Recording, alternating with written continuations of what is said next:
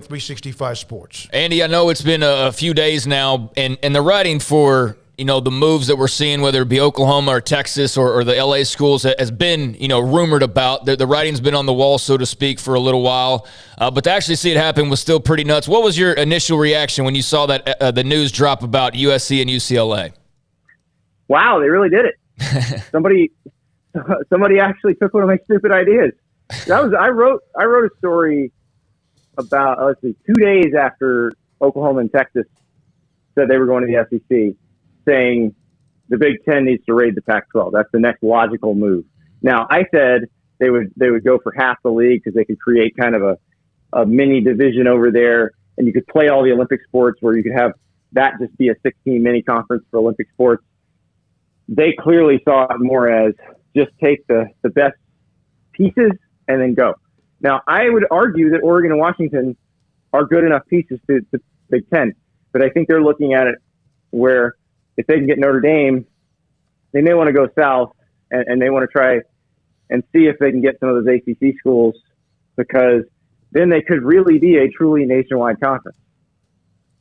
Andy, that brings me to the article. You and Richard Deitch, I saw that earlier, and you had also done an article about the grant of rights and how hard it is to get out of it, how it's written, how the ACC and the Big 12 is almost not quite verbatim, but very much close to copy and paste. You hear that the ACC will try to get some in the ACC. If they're going to leave, they have to get through it. What you learned, is that not impossible, but will be incredibly difficult? It's not impossible, and we'll see how difficult it is. Because if everybody wants to change, then it's not difficult at all. It's if you've got more than half of the people that don't want it to change, then you've got some problems. But anything that causes a fundamental change in the identity of the league is going to make some school feel like they've got an out. And it's interesting because I keep thinking back to Texas and Oklahoma and how quiet they were when they started. Because normally you hear stuff behind the scenes where people say, oh, don't worry, we'll be out of here by 2023 or whatever. You didn't hear that at all. Even off the record, those people were like, no, we may have to stay till 2025. It's okay. We'll deal with it. But I think they thought this was going to happen. And so let's back up to that scenario I just laid out. Let's say the Big 12 gets aggressive and those Pac-12 schools say yes. If you're the Big 12, you're going to go to Fox and ESPN and say, hey, their contract was going to end. They're not governed by any TV contract at all right now. How about we just renegotiate a new deal? And it all starts in 2024. And guess what?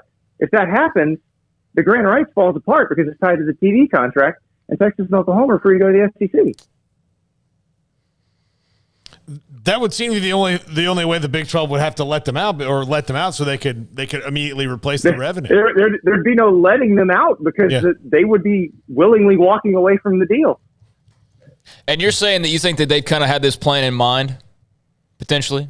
I don't know if they had it in mind. I think it was more they were expecting further chaos. I agree with you, man. I was saying this just last week. I feel like there's been another plan in place, and I think that you just nailed that plan. Something with Oklahoma and Texas and the whole, like, everybody's saying there's no way they stay until 20. I think there's always been some sort of idea of how they could get around that, and I think you just nailed it.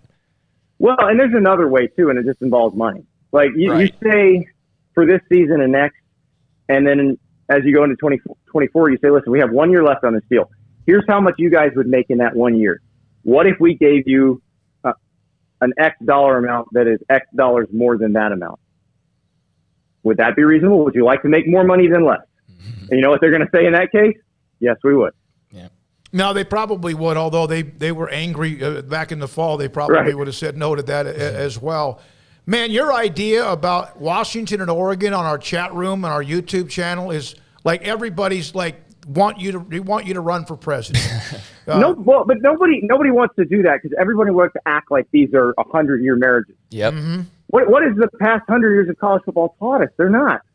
So just admit that, deal with reality on reality's terms. And, oh, by the way, a commissioner who has no experience in this world, who's worked in pro sports and in entertainment, might be a little more open to something like that because they don't look at conference affiliation as something sacred. Andy, I want to go back to the ACC